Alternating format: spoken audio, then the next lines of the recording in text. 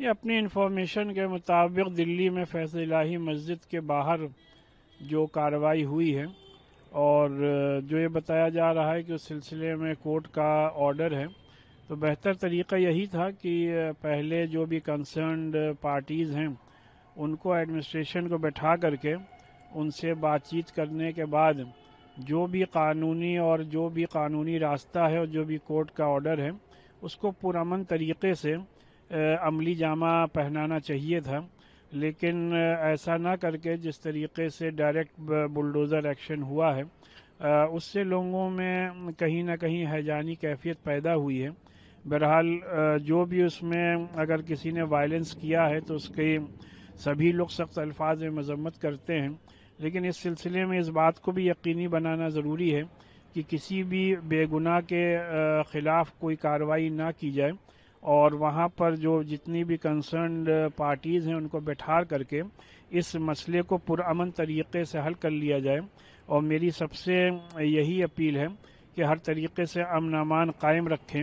اور قانون کو ہرگز کوئی بھی ہاتھ میں نہ لیں۔ یہ اتفاق ہے یا سازش ہے کہ جب جب روڈ چوڑیکرن کا معاملہ آتا ہے یا جام کی کوئی صورتحال سامنے آتی ہے تو خبریں یہی کیوں نظر آتی ہیں یا سنائی دیتی ہیں کہ مسجدوں کے تعلق سے یا مزار کے تعلق سے یا قبرستان کے قریب ہی چوڑیکرن کا کام کیا گیا ہے۔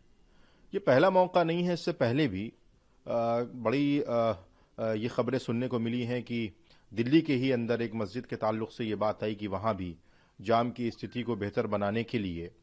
مسجد کے باہر کے حصے کو منہدم کر دیا گیا۔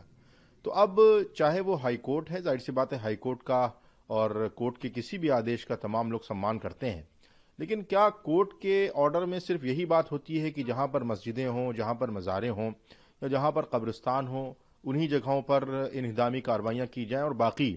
پوری دلی میں بہت سی جگہ جام لگتا ہے؟ ہمارے اور دوسرے اضلاع میں، دوسرے ضلعوں میں بہت سی خبریں آتی ہیں جام کی صورتحال کو لے کر، لہذا اگر تمام جگہ پر ایک ہی پیمانے کے تحت کارروائی کی جائے تو اس پر کسی کو اعتراض اور شک اور شبہ نہیں ہوگا۔ جہاں تک پتھراؤ کا تعلق ہے تو یقینی طور پر قانون کو ہاتھ میں لینا اور قانون کے ساتھ کھلواڑ کرنا، کانسٹیٹیوشن نے یہ کسی کو بھی اجازت نہیں دی ہے، لہذا جو لوگ دوشی ہیں یقینی طور پر ان کو تو ٹارگٹ کیا جائے، لیکن نردوشوں کو اس پورے منظر عام پر خاکہ بنا کے اگر ان پر کوئی کارروائی کی جاتی ہے تو یقینی طور پر یہ ناانصافی ہوگی، اور مجھے لگتا ہے کہ اس سے ہم سب کو بچنے کی ضرورت ہے۔ بڑے افسوس کی بات ہے، مسجدوں کو پوری طریقے سے ٹارگٹ پر لیا جا رہا ہے، مسجدوں کو نشانے پر لیا جا رہا ہے۔ روڈ چوڑیکرن اور صفائی کے نام کے اوپر مندر، مسجد، گردوارہ، امام باڑہ، سینیگاگ، چرچ، اس کو جو ہے پوری طریقے سے چھوڑ دینا چاہیے، کیونکہ یہ آستھا کے کیندر ہے۔ جہاں تک کہ روڈز کی بات ہے کہ روڈز کے اوپر ٹریفک جام ہو رہا ہے، تو جہاں تک میں سمجھتا ہوں کہ پورے ہندوستان میں ٹریفک کا ایک ہی حال ہے، جو حال لکھنؤ میں ہے وہی کانپور میں ہے، وہی الہ آباد میں ہے، وہی بنارس میں ہے، وہی دلی میں ہے، وہی ممبئی میں ہے۔ سوال یہ ہے کہ جس طریقے سے کارروائی کی بات ہو رہی ہے، میرے خیال سے کارروائی ان لوگوں پر ہونا چاہیے ہے جن لوگوں نے باقاعدہ ہستچھیپ کیا اور پوری طریقے سے پتھر بازی کی ہے۔ بے خطا اور نہتے مسلمان